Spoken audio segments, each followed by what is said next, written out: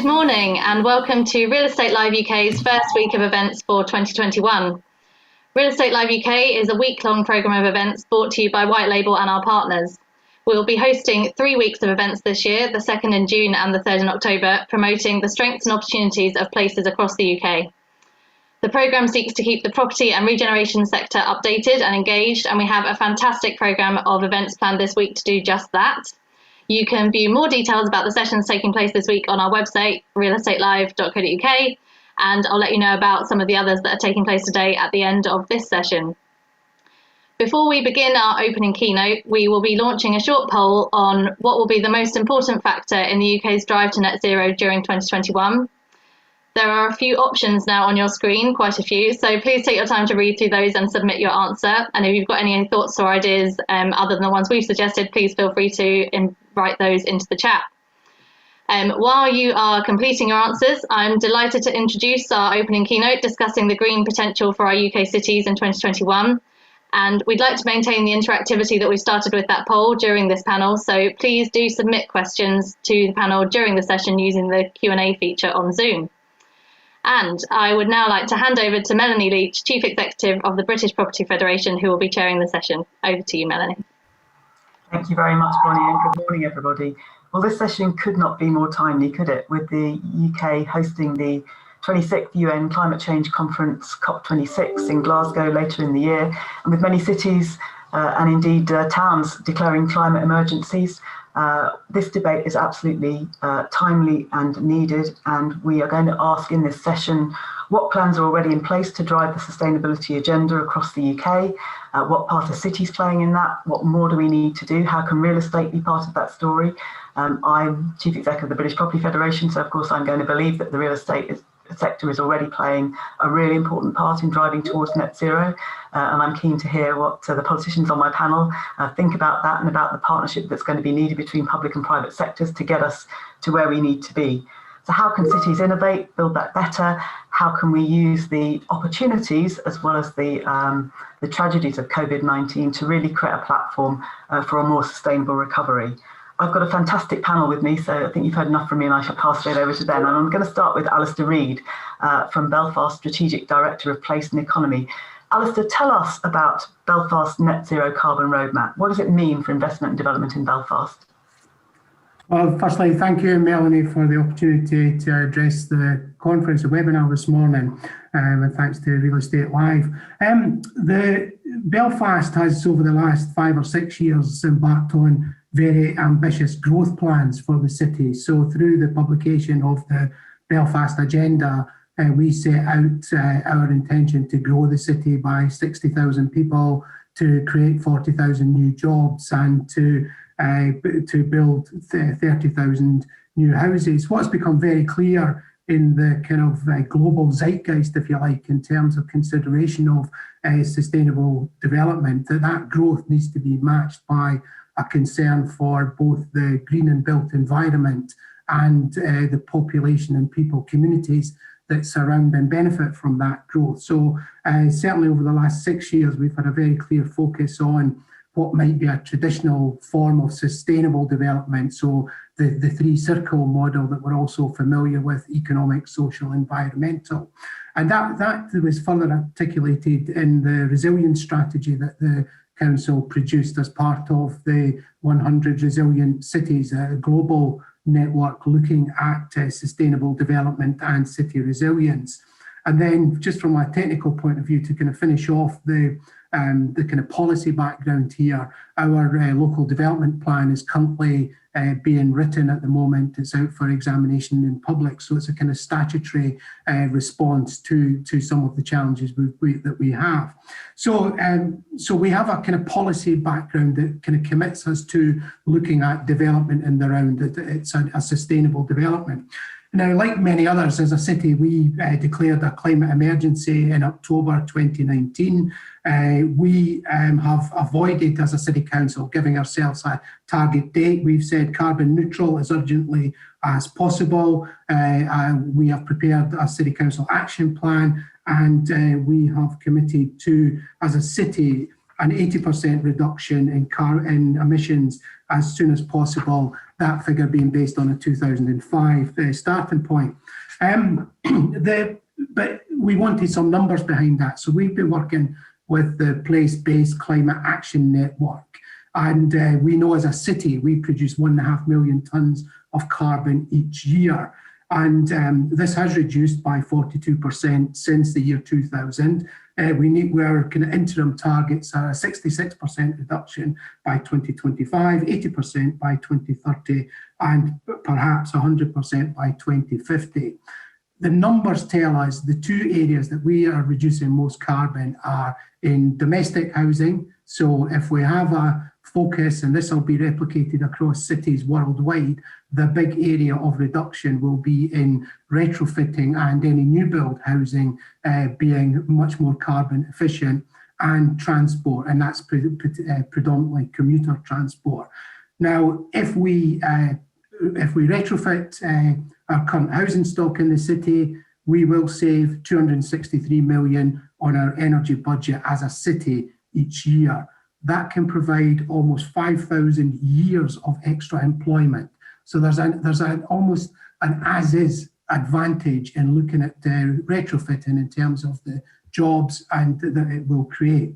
But that still leaves us with a huge gap. We know that we will need to look at other areas, particularly decarbonisation of the whole heating system. So whether we go to mass district heating systems across the city, planting trees and changing of consumer habits, and also engaging with the development industry. So the development industry, real estate, property industry are going to have to be key partners in how we go forward in building our cities. So even if we take the radical measures we've identified, becoming carbon neutral by 2050 or even 2030 or 2050 is going to be hugely challenging. And that's with insulation, heating control, electrical upgrades, heat pumps being put into domestic and industrial premises, and fabric improvements.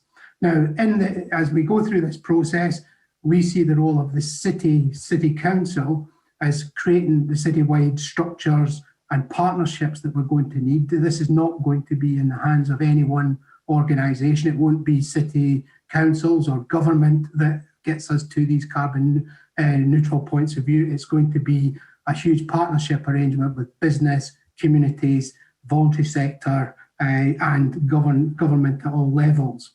We will continue to deliver and drive recommendations that come out of our analysis. As I say, we've been working with the Place-Based Climate Action Network, who have given us the numbers and the activities that we need to focus on.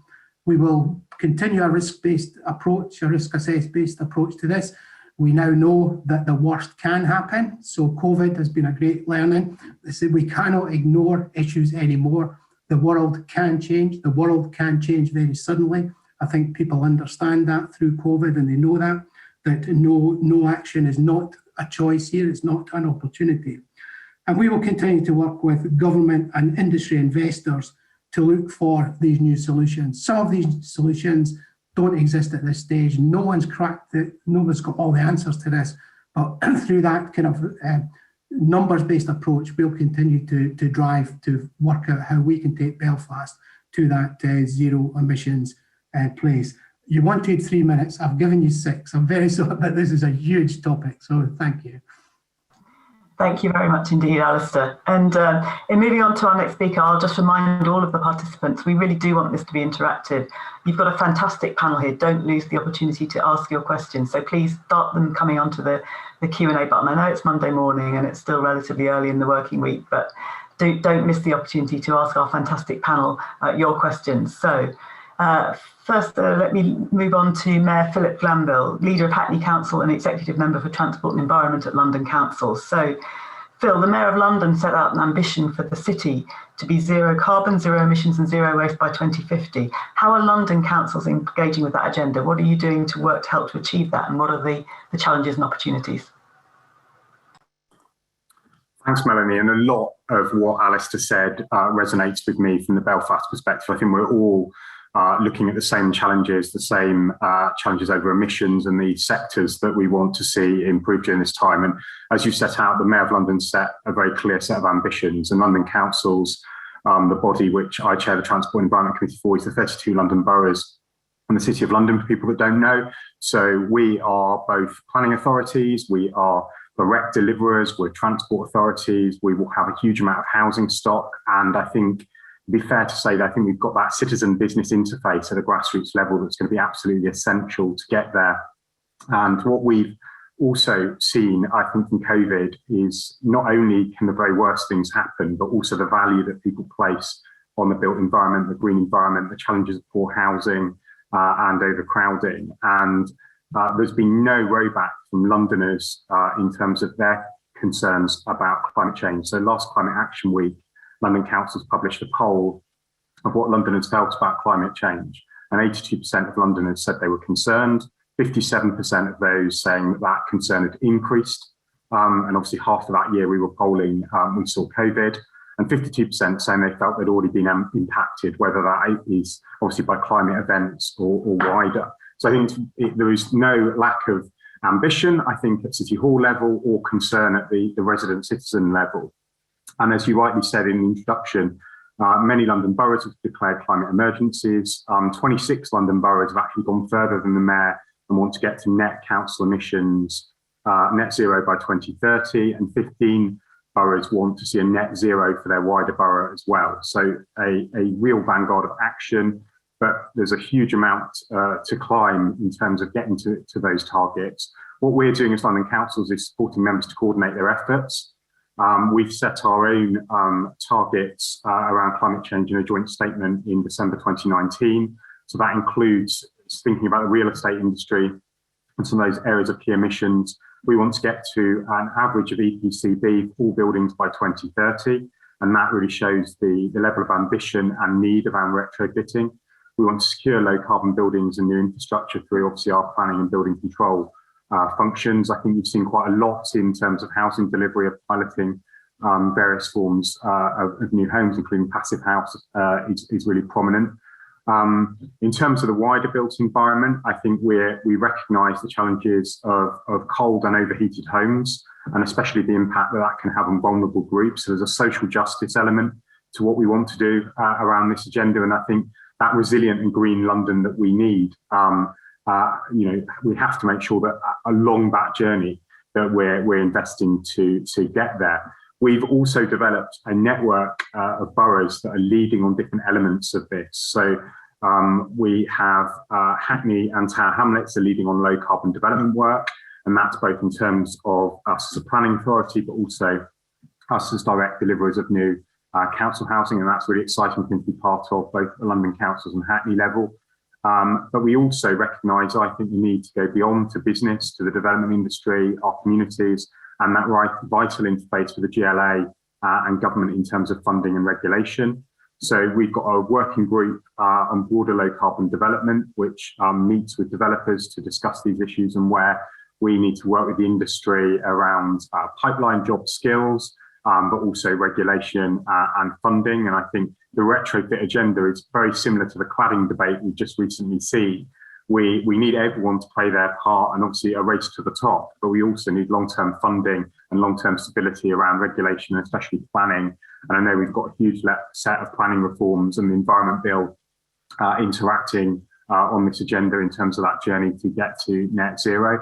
I think there's a practical element that the end user needs to find the technology easy to use, affordable. We can't place the end user with all of these costs in terms of working on fuel bills and some of the technology we're obviously rolling out and seeing the impact of smart meters and that type of work. I also think we need for Londoners and the levelling up agenda a very clear path around green jobs and skills. We need to see Londoners building these homes, Londoners retrofitting these homes, and Londoners maintaining these homes. And I know that some of the work that other London councils are doing around that skills piece as part of our broader London Council's agenda is so very important. The final fact I would sort of leave with, which I'm sure people have heard before, while we're obviously Real Estate Live is about a development industry, 80% of buildings in London have already been built that will be standing in 2050.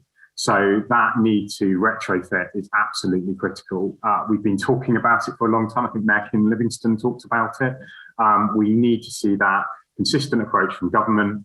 We need to make sure that we understand how we share the burden of making that investment in retrofit, and that we take our residents and citizens with us with the technology and skills to do so. Thank you. Thanks very much, Bill. I'm sure we're going to come back to retrofit in the debate in a little while. I'm still waiting to see my first question of the morning from the audience, so please be the first, be brave. Next, I'm going to turn to Councillor Ian Ward from Birmingham Council, who I think also has a similar story to tell in terms of his council in the city being more ambitious in their targets than the combined authority target. I think that's right, Ian. So you have an intention to be carbon neutral by 2030. So how are you going to do that? What plans are in place to do that? And how will the city's transport infrastructure need to adapt to help reach this goal? Well, thanks, Melanie. As previously has been said, we're all facing very, very similar challenges around this agenda. And the West Midlands Combined Authority in the West Midlands has set a target for the region to be carbon neutral by 2041. But Birmingham City Council, we've been actually a little more ambitious than that, or quite a bit more ambitious, if I'm honest, in that we have set a target for the council to be net zero by 2030, and the wider city, as soon thereafter as a just transition would permit. But we have to balance this agenda, of course, with the growth of the city, because very much like Belfast, we are a growing city. We're expecting our population to increase by around 100,000 over the next 10 years, taking the city to some 1.2 million people. So clearly we have to create the jobs and the homes that people are going to need in our growing city going forward. But we want to make sure that we do that in a sustainable way. So whilst we will be increasing the pace and scale of growth, we're also very mindful that that has to be in an inclusive and sustainable way. So we have to be, as a local authority, an enabler of that inclusivity and sustainability. We have a number of assets that we can build upon, not least, of course, we are hosting the Commonwealth Games in 18 months' time, in the summer of 2022. Those games will be the greenest multi-sport major games ever hosted anywhere in the world.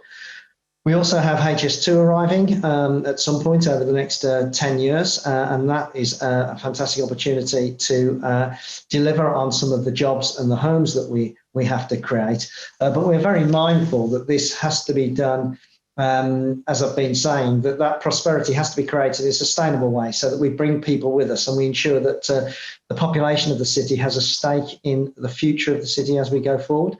So we signed up to a climate change declaration back in June of 2019 and established a cross-party and cross-sector Route to Zero task force that looked at what changes we need to deliver in order to meet that target of carbon neutral as a local authority by 2030. The action plan now sets out the commitments to deliver on programmes under a range of key themes. So we're looking very much at new build housing retrofit, as has already been mentioned, transport, electric vehicles, and how we dispose of waste going forward. And there are two key plans for the City Council for the delivery of this. One is the transport plan that we're working to, and the other is our future city plan that we're currently out to consultation on. So our transport plan is very much centred on encouraging people to get out of the car and walk, cycle, and use public transport. We're also implementing a clean air zone in June of this year, and that clean air zone will charge every non-compliant vehicle that comes into Birmingham city centre on a daily basis. So that zone is key really to reducing air pollution, which is costing almost 1,000 lives a year in the city, 1,000 people dying from bad air quality in the city. So we really do need to do something about that. And alongside, of course, our transport plan, those are the key projects that will help facilitate a greener and more inclusive economic future for the city. So our aim is for a green, sustainable recovery from COVID-19, and the immediate strategy that we're working to was set out in the Emergency Birmingham Transport Plan that we published in May of last year. And that plan has 4 big moves attached to it. So first of all, reallocating road space to support the creation of a safe space for walking, cycling, and maintaining public transport provision. So enabling people to move around in a more sustainable way. Transforming our city centre through the creation of walking and cycling routes and limiting access for private cars into the city centre. So we've looked elsewhere in the world at how cities operate, and we have concluded that allowing vehicle traffic to simply move through the city centre in the way it currently does is not what we should be aiming for in the future. So in the future, we'll be creating a series of cells in the city centre. So you'll be able to come into the city centre by private car, but if you want to then move to a different part of the city centre, you'll have to go back out to the inner ring road and move around in that way. If you want to move across our city centre, you'll have to do that either by walking, cycling, or what we're piloting at the moment is electric scooters. Thirdly, we're prioritising active travel in local neighbourhoods so that walking and cycling is the most common way that people get around their local neighbourhood. We're very much looking at the creation of 15-minute neighbourhoods so that people are within 15 minutes of walking and cycling of everything they need. And then fourthly, managing demand through parking measures. So where land's currently occupied by car parking, we're looking to repurpose that space to enable walking and cycling. As I've been saying, too many people suffer from transport-related pollution in our city, and that creates congestion that stifles sustainability and the creation of inclusive growth. So the next phase of the development for the city, we are recognising that both the city and the city centre has to adapt in order to flourish. There'll be a need for more focus on public realm, creation of green spaces, and improving the general attractiveness to ensure that the city is an attractive place to live, visit, and work in. And of course, as we've all seen over the last 10 or 11 months, home working has now become the way that more and more people are working. You might call it working from home. As this has gone on and on, started referring to it as living at work.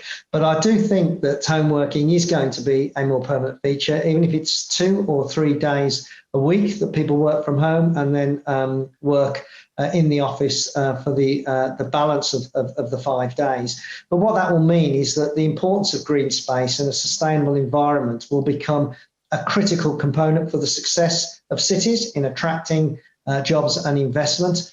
Highway infrastructure will need to be reorientated to make walking and cycling the easiest and most attractive form of transport between neighbourhoods. And the City Council is certainly looking at creating local hubs and more locality working in order that City Council staff do not need to commute into the city centre in order to come into the office and work. And our future city plan, which I mentioned we're out to consultation at the moment, we have taken the last 10 or 11 months in the pandemic as an opportunity to take stock and to really think about what the future city looks like and how that can deliver better outcomes for our citizens. So as I've been mentioning, we recently launched our future city plan, which focuses on putting people first, creating people-centred environments, improving health and well-being through access to green spaces, and as I've been repeating, making cycling and walking easier, safer and attractive. So I think all cities are going to need radical proposals, and we're going to need them quickly, whatever target date we have set for becoming carbon neutral. And that means more focus on creating green and livable environments which are attractive to families and communities, and providing the necessary infrastructure and amenities to make strong and robust residential communities. Our ultimate ambition with the recovery from the pandemic is to create a cleaner, greener, fairer Birmingham that will prosper in the future. Thank you. Great. Thank you very much indeed, Ian. And last but by no means least on my panel, Bob van Aartsen, Head of Capital Projects and Portfolio Management at the Department of International Trade. So Rob, how important is the green agenda in attracting international trade and investment? And what do we need to do to compete with other countries in the drive for green investment? Firstly, thank you, Melanie, for the opportunity to join you and fellow panelists today. So the UK government is certainly very much enshrining the green agenda in its approach to trade and investment. It's committed to the green agenda and continues to drive that across the economy's priority sectors. So it's very much about leveraging the trade and investment opportunities that we have in the UK and use that to build back not just better, but greener as well. The government's committed to ensuring that the UK remains very much an attractive destination for investment and to help deliver its commitment to net zero by 2050, supporting green jobs and levelling up opportunities across the UK as well.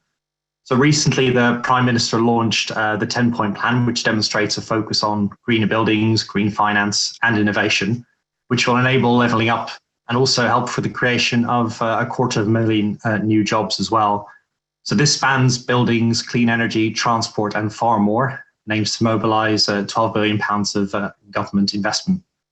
So DIT itself is a department, so we're considering how to factor climate change and environmental impacts into the government's trade and investment strategy, to embed that green agenda within our policy frameworks and effectively help us compete with other countries in the drive for the investment that will be needed to achieve net zero by 2050. And that very much means that we need to sharpen our priorities and transform the UK's trade and investment offer accordingly to meet the demands of a changing global economic outlook. Colleagues have mentioned COVID, the impact of the changing nature of what's expected from the real estate sector, and of course, sustainability as being key themes. Another recent development within government and DIT has been the newly established Office for Investment, which will certainly support the 10-point plan and the real estate sector by helping to land high-value investment opportunities into the UK. That's aligned with priorities such as reaching net zero, the investment plans for infrastructure, and also advancing key research and development. The creation of the Office for Investment comes in response to the UK government's extensive engagement over recent times with investors directly. We've indicated to our ministers that as global competition intensifies, a more structured approach is needed and will better support the UK in landing high-value, high-impact investments, including in the real estate sector. So that in turn will help maximise the positive role that attracting foreign capital into the UK plays in sustaining and creating a greener UK economy. So if we are to build back better from the pandemic, we certainly need to focus and redouble our efforts on attracting that foreign investment, which will help to increase productivity and economic growth across the country, will help boost our exports and also enhance our research and development environments, as I mentioned earlier. The majority of the technologies that we actually need to achieve net zero do, by and large, already exist, but they need some further development to become cost effective and be proven at scale. There are uncertainties associated with those novel technologies and new ways of doing things, constructing in the real estate sector, for instance.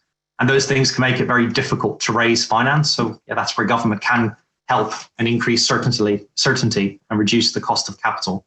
And in some cases may also want to provide more direct support to sectors as well. So the government is committed to using its role hosting COP26 and the presidency of G7 this year to catalyse its ambitious global action to tackle climate change. It's also providing quite targeted support to key sectors such as the real estate sector to transition and decarbonise. Due for publication later this year, we've got the Net Zero Review, where the government is doing work to establish how exactly we can transition to a net zero economy by 2050, and critically how that will be funded and where those costs will actually fall. So this year, the government aims to set out the details on the revenue mechanisms available to encourage private sector capital into those priorities to support net zero, and certain new technologies such as hydrogen as well. So as a government department, DIT certainly has a critical role to play in addressing climate change through its trade and investment angle, not only by realising domestic and international emission reductions, but also by maximising the economic value that the clean growth agenda can deliver to UK businesses and our investors. I think over the past year in particular, I've seen firsthand how there's been a shift in focus within DIT. A lot of the work that I now do, that colleagues now do, we cast a very strong green lens over that and a thread through the policy conversations that we have and support.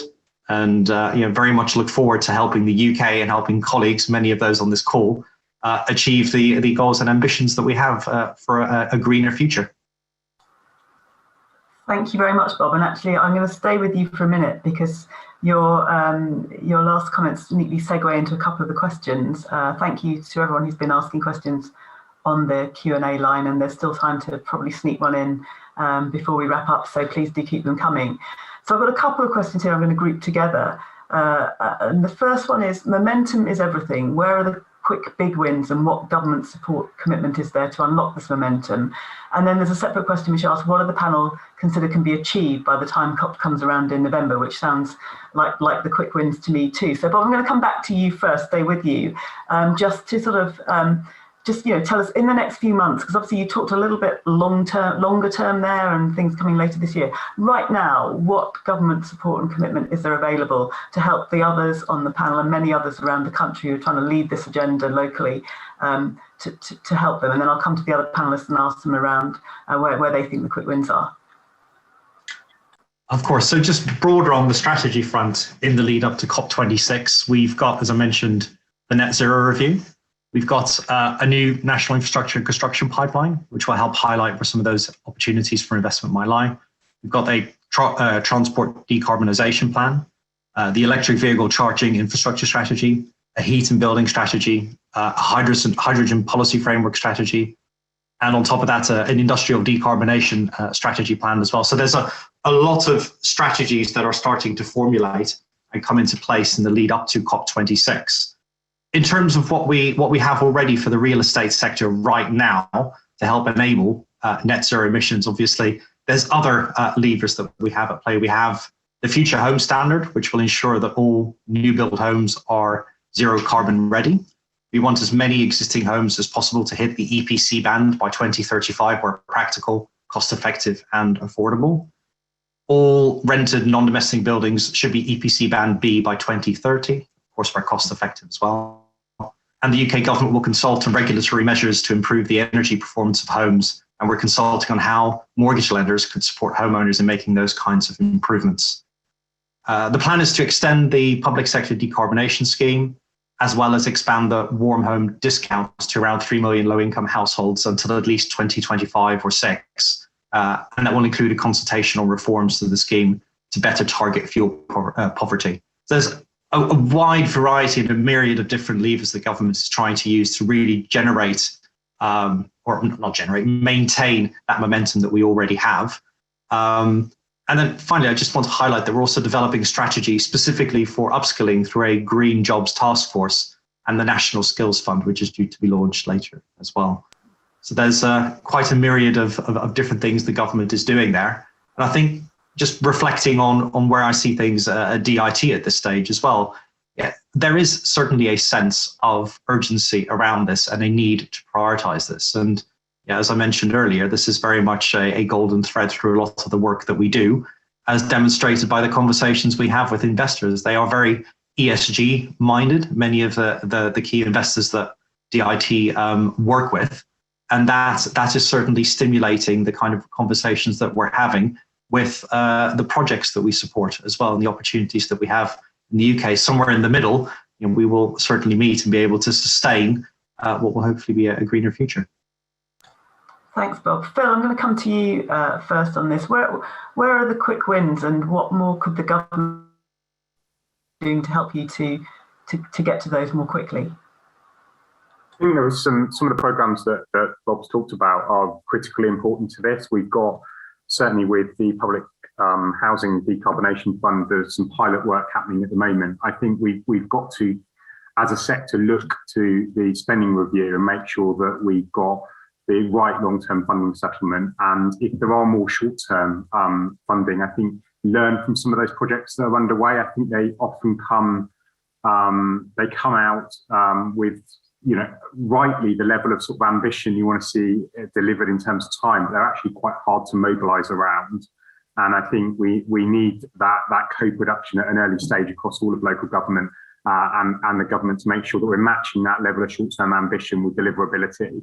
And I think a lot of innovation is happening. I think the work on streetscape in London and across the country that Ian was referring to is vitally important with this, reimagining what our cities should look like. And I think they're not uncontroversial projects all across the country. Obviously, there are debates happening in neighbourhoods around what a more pro-walking and cycling and public transport infrastructure looks like. But I think we've achieved a huge amount. We've also shown that even if individual schemes get tweaked or changed, that you can change what the environment looks like. And I think they're an incredibly important building block in what we're seeking to achieve. And I think they also allow active citizens to sort of reshape what they're doing. So I think we need to continue to do that. We need to see investment in that. We need to make sure that the infrastructure investment the government is making, that walking and cycling retains that kind of preeminence. I'm always a bit worried, and I would say this as sort of in a London borough, but roads projects need to be very carefully thought through in terms of their sustainability. I think a lot of the strategies are now aligning, and local plans are aligning, certainly in the capital. You've got the new London plan now coming forward. You've got many local plans now adopted, people looking at nature recovery strategies and also looking at how they use carbon offsetting in their communities in innovative ways. I think there's good examples of passive house and good examples of procurement, but I don't think in terms of where we're currently sat with procurement, the value around decarbonisation and energy completely trumps kind of value for money and some of the other considerations. And I think we do need to see that long-term funding support and innovation within the industry to ensure that we can deliver a low carbon score. We can deliver some of the work that we want to see around moving towards passive house and net zero and decentralised energy. But a good example I would take from Hackney is an energy centre in a large regeneration scheme at Woodbury Down, where all of the last decade's worth of kind of policy direction would be towards a CHP system. And now, as we're moving into the delivery of that phase, we're obviously looking at that again afresh and thinking that is clearly not the right direction. But are we building in some sort of conversion of a traditional scheme at some sort of midpoint, or are we going back to a decentralised heat pump-based technology? Now, that requires a lot of redesign and consideration. It means taking residents with you as well. So I think those quick wins do still take a lot of work, actually practically on the ground, if we want to see what we can achieve. I think on EV infrastructure, actually, London, by the time we sort of return to a degree of normality, a huge amount of EV infrastructure has gone in across the capital of all types of charging point. And I think the movement of our cab fleet, the movement of with ULEZ to back it up, the movement of kind of logistics towards low emission and zero carbon is moving very swiftly. I think then there's things like bus technology that needs to improve, what the role of hydrogen is around our bus fleet, and obviously the support from government around some of that innovation going forward. Thank you. Alistair, can I come to you next? Where are the quick wins? Well, I think if we look at our numbers, then we're driven to domestic energy and transport. So much of what Philip has talked about in London in terms of the transport infrastructure changing, whether it's electric vehicles, whether it's the kind of move from car-based travel to cycling, all these kind of things that have been local government certainly been pursuing with national government's assistance for the last kind of 10, 20 years. So it's not new, it's a continued push in that direction. But that's where the carbon reduction numbers show us that we should be focusing our attention. The domestic energy issue is one that was, again, 20 years ago, a number of councils embarked on energy programs, either setting up their own businesses to run this or engaging with private sector.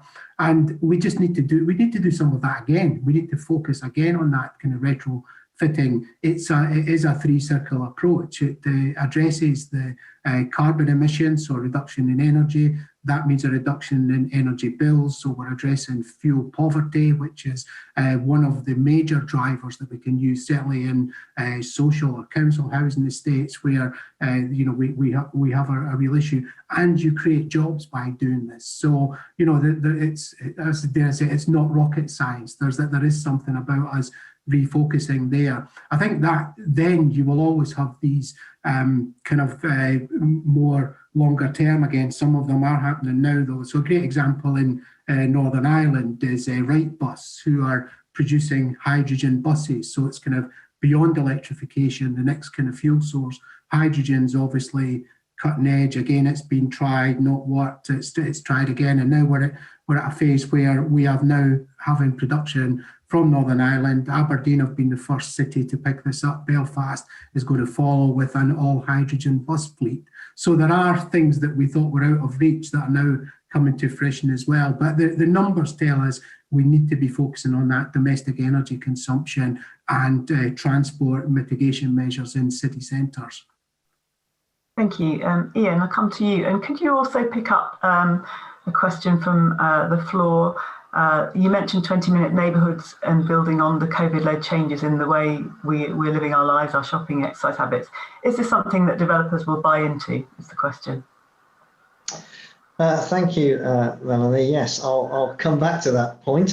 First of all, though, I think the immediate quick win is to learn from the last 11 months in dealing with the pandemic, because what has happened over that period is that the government have recognised, almost for the first time in my involvement in local government, they've recognised that working closely with local government achieves better results, certainly for people locally on the ground. So what I'd like to see is national government continuing with that and recognising that on this agenda, reducing CO2, close working between national government and local government is going to produce better results than government continuing to believe they can run everything from Whitehall. So I think there have been some examples of that. So the introduction of low traffic neighbourhoods in cities up and down the country, which has been done with government funding over the last 10 months. Yes, there's been some noise and pushback in some of these areas, but by and large, my experience in Birmingham is that these low traffic neighbourhoods have been welcomed alongside the repurposing of space across the city for cycling and walking, which has created a much better environment in neighbourhoods, certainly for families. And we've also seen the giving over of space last summer to the hospitality industry across the city in order that they could create outdoor spaces for people to drink and to eat, and that's been broadly welcomed as well. And I think that there are more quick wins to be gained from more of that as we move into the spring and see the reopening of hospitality across the country. Of course, like other cities up and down the UK, some 40% of our car journeys are 3 miles or less. So getting the recognition that making those journeys in a more sustainable way, either by cycling or walking, is not only better for the environment, but it's better for our health. It makes all of us healthier, fitter, which means we'll live more meaningful lives for longer. So more of that, I think, is another quick win that we can deliver. And of course, as I mentioned earlier, we're introducing a clean air zone in Birmingham in June of this year, and that will be very much a nudge for people that they need to be using more sustainable forms of transport than their private car for journeys around the city. We are a little bit behind the curve on Passive House, but we are piloting Passive House in the city over the next 12 months to try and get a view on the additional costs that might be involved, to see whether we can roll that out more widely and persuade private sector developers of the benefits of Passive House. So that's something we'll be looking to over the next 12 months. And then with the spending review, I'd like to see councils being given the ability to invest in retrofit, because unless we can do something about reducing household energy use and making that more sustainable, we're going to be challenged, certainly on our time frame of 2030. So the government, again, working more closely with local authorities, allowing or making the provision for us to invest in retrofit, and also providing support for deprived communities, because the one thing that we cannot do here is move to a carbon zero economy on the back of deprived communities and further impoverishing those communities. So I think we've all got to recognise there's got to be support given to these deprived communities so that they can make that change alongside others and ensure that people in those communities do have a stake, both in terms of their homes and the jobs that we create in the future of the city. And just to finish on this, we're also investing in hydrogen technology for buses.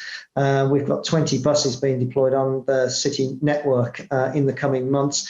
We're very much viewing that as a pilot to see how we can roll that out across the bus network, not just for Birmingham, but for the wider West Midlands. And the 20-minute or 15-minute neighbourhoods are, of course, a key part of our strategy here in Birmingham. They're also about ensuring that local centres, as well as the city centre, benefits from economic growth and investment as we go forward. So the local authority's got a role to play here, I think, in investing, first of all, in order to then lever private sector investment in local centres and the creation of these 20 or 15-minute neighbourhoods. And as we see people working 2 or 3 days a week remotely and then coming to the office for the other 2 or 3 days, I think we will see a recognition as the council invests in these neighbourhoods that the private sector can also gain from such investment as well, and that they can facilitate more of their staff working in local centres remotely rather than coming into the city centre and the office. Now, the balance to that, of course, is what do we do about city centres to ensure that they remain vibrant as we go forward? Because as we see more remote working, we're going to have to repurpose our city centres in order to ensure that they can, Birmingham city centre is 60% of the economy here in the city, so we've got to make sure that they have a sustainable future as well. Thank you. So you touched on another question from our audience, which is, you're all terribly credible. Everyone is loving, I think, the passion and the commitment that you're all showing as local leaders, those of you who are, and the commitment from government. But how will net zero, new build and retrofit in particular, I think, be funded when the payback benefits are over a long term, although it has immediate environmental impact? I'm going to ask another question from our floor around new builds in a moment, but that retrofit challenge, that challenge that 80% of buildings have already been built, that you touched on, I think, Phil, as well. How are we going to fund all of this repurposing, greening of buildings when so much of the building stock is already there and faces real challenges? Phil, can I come back to you first? Well, I think absolutely critical is going to be national investment. I think there is clearly a degree of ambition in what the government's already announced last year. We had, I think, $1 billion in the 10-point plan, and then an indication that spending review would also come forward with additional funding. Absolutely critical that that happens.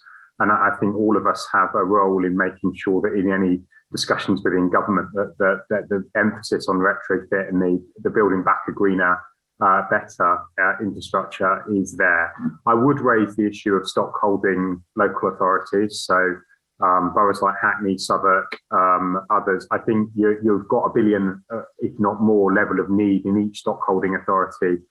In London, you'd see similar numbers coming out of large housing associations. And as I sort of indicated at the start, we need to have a way of borrowing for the long term to invest in retrofitting that doesn't disrupt existing housing revenue accounts and the challenges around fire and safety and cladding. And ultimately, if you load too much onto the balance sheets of these organisations, we won't see the new homes being delivered that we also need. You know, we are still in the midst of a housing crisis. What the exact shape of that will look like coming out of the pandemic, we aren't entirely sure. Obviously, there have been suggestions that people are leaving our large cities, but there was still a huge amount of hidden housing need within our cities as well. If we see the development we need, the retrofitting and the fire safety, we are going to need a sensible framework for making the long-term borrowing that we need to see that retrofit happen. I also don't think some of the technologies that we need are here yet. And so what we need to also work on is what we're going to do first. What is the level of priority? How do we make sure that poor communities don't end up paying, as Ian has said? There is experience of doing some of this before, but there were procurement hurdles, there were quality hurdles, we didn't embed the skills within our organisations to maintain some of the things that we've either built in new build schemes or that we've retrofitted in the past using eco and set. So I think this year is going to be critical in sort of setting that strategic direction, laying the groundwork for the work that we need to do. I think there's 20,000 gas boilers in our existing housing stock or something like that we've got to switch out. I'm unconvinced technology to completely do that at an affordable ways here yet. So what other things we're going to do as we move towards having to do that over this decade? Because if we don't remove those by 2030, and I also don't believe in the idea that it should be delivered by carbon offsetting or other kind of mitigations. We do need to crack some of those big issues in this decade. Thanks, Phil. And Bob, that kind of loops back, I think, to a little bit of what you were saying. And obviously, I know you're not speaking for some of the parts of government that aren't your department's responsibility, but what in general terms do you think is the government's approach to this? Is it about innovation? Is that and driving that investment into innovation that you were talking about? Is it about trying to drive private sector investment and make it attractive for the private sector to come into these solutions? What's the balance between that and the funding that central government is going to have to provide, do you think? Thanks, Melanie. Well, I feel it's certainly a balance. There is certainly a gap around the funding. So whether or not we have UK government funding going in to support, for instance, the decarbonation of current homes, or policy coming from MHCLG to ensure that future emissions from new build homes will be reduced. I do think there is that inherent capital gap that we, as a Department for International Trade, are certainly looking to address. Now, I think there is a matter of scale as well, which I know DIT is certainly dealing with. The need to really understand what of all of the different solutions the priorities would need to be in terms of research and development, which specific areas of carbon or methods of carbon reduction that we have. The net zero paper due out later this year should be providing more clarity on what mechanisms are available to achieve that and how that funding gap will be achieved. For those of you who've not seen it already, there is an interim report that was released in December. Obviously, it's an interim report, so I suspect there'll be a lot more detail in the not so near future. But that's seen as a vital piece of government work to inform where we need to take this next. Thank you. Alistair, I'm going to come to you now for a quick response to one of our other questions from the panel, which is, I think, lots of moving away from retrofit and thinking about new development. How can councils use their planning permission controls to influence new development? Are you brave enough to turn down what at face value are quite attractive looking new schemes if they're full of concrete and steel? How brave can councils be, and how can you use those powers to drive this agenda? Well, I think it's, that is a tough question. At what point would we say you're using glass and concrete? That's not acceptable. But certainly there is an onus on the real estate industry to ensure that what they are bringing forward is carbon zero or carbon neutral, or can move us in that direction. It's perhaps going to be something in the shorter term that's going to be dictated by the building control rather than the planning service. So planning service, as you'll know, is a quasi-judicial function. It works where we have a plan, and that plan has been subject to independent examination, and then we could have worked with that for 15 years or so. But there's certainly in Northern Ireland, there is to be a review of building control function. And we did in fact see in the last 10 years an actual softening of building control power, certainly in England, where the building codes were kind of given a secondary seat. And I know a lot of people still refer to Code 4, Code 5, but the statutory basis of that was watered down. So I think in the short term, building control will be an issue for us. I do think the glass and concrete argument is something that we do need to attend to, not only from the environmental point, but also for the inclusive growth. So all of our cities have zones where the glass and concrete ends and the perhaps lower density social housing begins. And I don't think we've always looked after that interface as well as we could. And that's certainly something that very conscious here in Belfast, where there's also a historical underlay to some of that interface as well. But other cities, every city has that point where the office block ends and your social housing, which has been there for historic reasons, is there. So it is I'm not sure I could say in the next sort of 5 years we'll say you can't build that building because it's made of concrete, but it is something that we do need to be hugely conscious of. Thank you very much. Right, we're moving to the end of the session, so this is going to be my last question. If I may, I'm going to ask it to each of the 3 local leaders on the panel. So I'm going to try and frame it in a way that allows me to pick up one of the other questions on the Q&A, but also I think highlighting and coming back to something you've all talked about in your different ways. We used one of the panelists very early on used the phrase social justice, and you've all in your different ways talked about the need to be inclusive in this agenda and in building that better. So the question is, do you think the UK will meet its target of being carbon neutral by 2050? Will the cost of COVID push back our ambitions and our agenda, given how much the COVID seems to have exacerbated some of the existing inequalities and may have created new ones? How do we do this in a socially inclusive, fair way for all parts of all of our communities? And does COVID push us back, or has COVID encouraged us to find new ways of moving forward? Ian, I'm going to come to you first, if I may. Thanks very much, Melanie. Well, I think the UK will meet its target. I think there is the will there to meet the target of carbon neutral by 2050.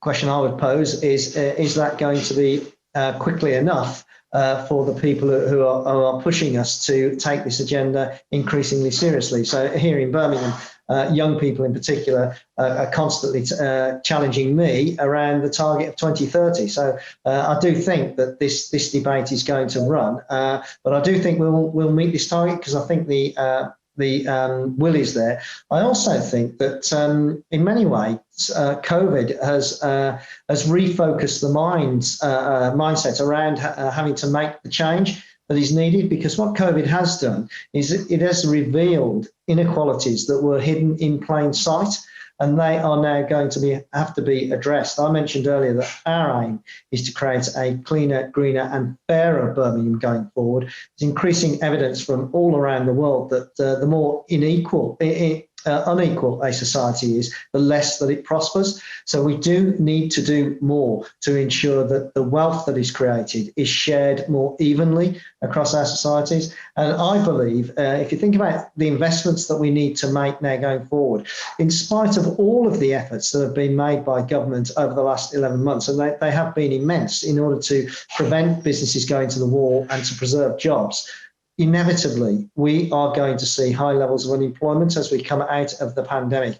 So we will need to be investing to create the jobs of the future, and very much the jobs of the future are on this green agenda. So how can we create jobs to retrofit our housing right across the city? How can we create jobs to provide for the electric power that's going to be needed for transport in the future?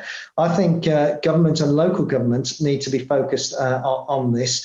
Youth unemployment in Birmingham now is approaching 20%. We have all got to do more to ensure that young people get jobs going forward. And I think that whilst we'll be looking to work very closely with central government, and we're looking to central government to provide much of the funding that's going to be required, I think local government also needs to recognise that it needs to develop new ways of working in order to meet these new challenges as we go forward and emerge from the pandemic. Thank you very much, Ian. Phil, a quick word from you on this. I saw you nodding vigorously there. Yeah, I agree with everything that Ian's been saying. Yes, absolutely, but I think only if we match the level of ambition with the collaboration with local government, as Ian suggested. We're not going to get there just through regulation alone or top-down government action. It needs to connect with citizens and local government and local communities. And I think why I'm confident as well that COVID won't take us off track is because of that, how people have revalued where they live and what type of place they want to see. My things that will stop us, I think, are if we don't have social justice and just transition at the heart of what we do. Because if you look globally, and indeed in our own communities where people are nervous or resisting some of these measures, it's because they can't see how their business or their lives will transition into a greener society. So if you're a car-based worker, for instance, or if you're in an industry where you need access to van and delivery, how do I transition? I can't see where I go from my existing diesel van to a world where I might be in an EV cargo bike, or the business I work for might be supported to make that transition. So I think we need to get into those conversations to make sure we don't leave people behind. The other aspect that I think is really important is that 2050 is a long way away. It's precious to do things earlier. We've got to be credible with our 2030 and 2040 targets. One of the reasons we went in our climate emergency in Hackney, for instance, with 2040, if you wanted to exceed the target, not end up with saying 2030 and not then delivering, and actually having really credible plans along that journey. So I think credibility also, when we're having these discussions at a local level, is incredibly important with this. This is the real estate industry as well. One last comment: greener buildings, more sustainable buildings, more grounded in their communities, ultimately will hold their value longer, and I think ultimately will have a better place in the sales marketplace. So we have discussions around planting, nature recovery, cycle parking. All too often over the last 10 years, there would have been, we need more parking, cycle parking doesn't sell, it's always empty, it's insecure. The reverse has been shown, that there's not enough of those things in development. So I think the industry needs to recalibrate a little bit about what it thinks are the things that help a development sell and be more sustainable. Thank you, Phil. That's a great challenge to end on. Thank you very much to my fantastic panel. I hope you've all listening in found that really useful. Thank you for those who asked questions. And I'm now going to hand back to Bonnie. Brilliant. Thank you, Melanie, and thank you very much to our panel for what was an insightful and hopeful opening keynote. With 2021 set to be perhaps the most significant year in UK history so far for driving green investment and net zero ambitions, we're really looking forward to this topic being considered in more detail, focusing on specific areas and projects across the UK during our week of events. Looking ahead, audience, we'd be delighted to see you at our other sessions this week. Specifically today, we have some brilliant discussions taking place, and the details of those are now appearing on your screen. We have a session coming up right now with U Capital, focusing on London's brilliance and the drive to retain its position as a destination. Then we will be with Hammersmith Bid, looking at e-bikes and emissions across Hammersmith and the capital more widely. And then later we will be going to Croydon. So lots of London sessions today, but lots of other UK places being showcased during the week. Other sessions from Belfast, Scotland, and many more. So hopefully you can join us for some of those or all of them. Thank you for joining our opening panel, and we look forward to seeing you at another Real Estate Live UK event this week.